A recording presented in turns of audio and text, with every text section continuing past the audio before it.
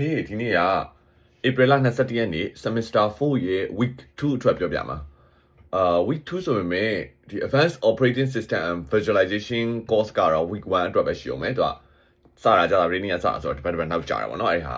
okay အဲ့တော့ပထမဆုံးတက်တဲ့နေ့မှာပဲဒီ CPU RAM ROM အကြောင်းတွေပြီးတော့ system core အကြောင်းတွေပြောတယ်ပြီးတော့ C language ရဲ့အရေးပါပုံအကြောင်းနည်းနည်းပြောတယ်ဆိုတော့အားလုံးက introduction ဆိုတော့ C language introduction နည်းနည်းပါမယ်ပြီးတော့ operating system နဲ့ IO device တွေကြားထဲကအဆက်နွယ်နေတဲ့အပိုင်းလေးပါမယ်ပြီးတော့ history of OS ပေါ့နော်1969ကနေစပြီးတော့ဒီ PDP7 လို့ခေါ်တဲ့ OS ကစပြီးတော့ဖြစ်လာတဲ့units 1 to 4 6 5 6ပြီးတော့7ရဖြစ်လာတဲ့ဟာတွေပြောပြတယ်ပြီးတော့ open source နဲ့ closed source ဆိုပြီးတော့ခွဲထားတဲ့ဒီဇာတ်ကြီးပေါ့နော်အဲ့မှာ miss source ဆိုပြီးတော့လည်းရှိပါတယ်အဲ့တော့အဲ့ဒီခွဲထားတဲ့ history of OS အကုန်လုံးပြောပြတယ်အဲ့ဒီဇာတ်ကတော့ဆရာပြရဲမှာ2013ထိပဲပါတယ်အခုကတော့ဒီတက်ပို့ပြီးတော့ခြားဟာလေးလည်းအသေးလေးလည်းရှိလာပြီပေါ့နော် Windows 10တို့ပါတော့လည်းရောက်လာပြီဆိုတော့macOS မှာလည်း showOS တွေလည်းရှိတယ် okay အဲ့ဒါပြီးတော့နောက်တစ်ခုက data science and ကြာတာပြီးနေအတန်းပေါ့နော်ကြာတာပြီးနေအတန်းက data science for human behavior analysis ဆိုတဲ့အတန်းအကြောင်းပြောရမယ်အဲ့ဒီအတန်းမှာ data science pipeline အကြောင်းကိုပြန်ပြောသွားတယ်အဓိကတော့ OSEMN ဆိုတဲ့pattern ဝယ်ပြောတာအဲ့ဒီဟာပေါ်မှာမူတည်ပြီးတော့ဒီ database မှာ data သိမ်းတဲ့ခါကြလို့ရှိရင်pattern base သိမ်းတာရှိတယ် model base သိမ်းတာရှိတယ်ဆိုတာကိုကွဲထွက်လာတယ်ဆိုတော့အဲ့ဒီဟာ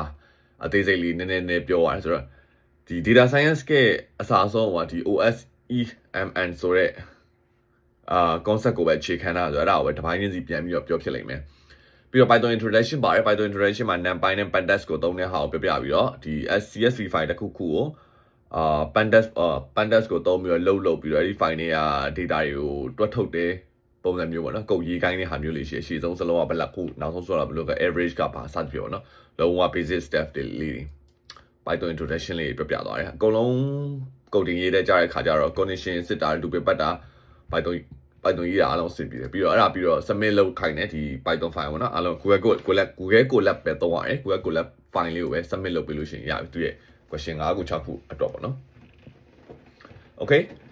နောက်ဆုံး research နဲ့ပတ်သက်တာကြ research ကတော့ found fail လုပ်နေတယ်အဲ့ဒါ in progress ပေါ့နော် found fail လုပ်တာလည်းနည်းကြာတယ်ဂျပန်လို့ဆိုတော့ in progress မှာဆရာရဲ့ information လေးတွေလည်းထည့်ပြီးတော့ဖြည့်ဖို့ရှိမယ်ဆိုတော့ဆရာရဲ့ information တွေအကုန်မရသေးဘူးအဲ့ဒါကိုစောင့်နေရလေးရှိတယ်ဒီတစ်ပတ်တော့ပြောပြီးတော့ရဖို့အဆင့်အလားလာရှိတယ်ဒီတစ်ပတ်ကတော့ဒီတစ်ပတ်ကြာရင်တော့2ရက်ပဲတက်ရတာဖြစ်သွားပြီပေါ့နော်ဘာဖြစ်လဲဆိုတော့2ရက်ပဲလား24ရက်နေ့က24ရက်နေ့ကတက်တော့တက်ရတယ်25ရက်နေ့ဒီတစ်ပတ်လည်း3ရက်လုံးတက်မှာဒါပေမဲ့24ရက်နေ့ကခွင့်ယူထားပြီးတော့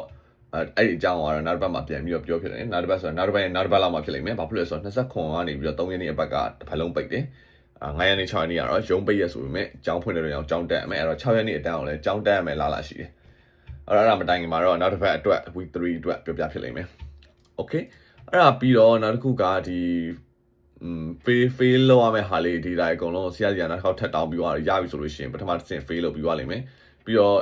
paper ကတော့6မျက်နှာရှိတယ်6မျက်နှာဆို6မျက်နှာလုံးတင်လိုက်ဖြစ်မယ်ထင်တယ်4မျက်နှာထိပြန် short ဖို့တော့တော်လေးခက်ခဲတယ်5မျက်နှာ short မယ်ဆိုတော့အဆင်ပြေပေမဲ့5မျက်နှာခွဲရှိတယ်ဆိုတော့6မျက်နှာနဲ့ပဲတင်လိုက်တာကောင်းမှတင်တယ်ဆိုတော့အဲ့လိုတော့စဉ်းစားထားတယ်ဆရာကလည်းပြောရလဲဘာမှတော့တခြားပြန်မပြောသေးဘူးဆရာကတော့အစ short ခိုင်းတယ်နောက်တော့မ short ခိုင်းဘူးပြန်ဖြစ်သွားပြန် anyway နောက်တစ်ခုကကြတော့ multi container project with Kubernetes ပေါ့နော်ဒီ gain နဲ့ပတ်သက်ပြီးတော့ Kubernetes ကိုဘယ်လိုလုပ်ရမလဲဆိုပြီးတော့ container နဲ့ EKS နဲ့ AWS EKS သုံးပြီးတော့ container နဲ့ SAM လို့လုပ်နေတာရှိတယ်အဲ့ဒါအစပဲ introduction ပဲရှိသေးတယ်ပေါ့နော်ဟိုတနေ့က AWS ဆောင်းဝဲလေးကဖြည့်ပြီးသွားပြီဆိုတော့ဒီအပိုင်းကိုစပြီးတော့ ion site လို့ရသွားပြီ yeah အဲ့တော့ဒီတော့လောက်ပါပဲကျေးဇူးများတင်ပါတယ် bye bye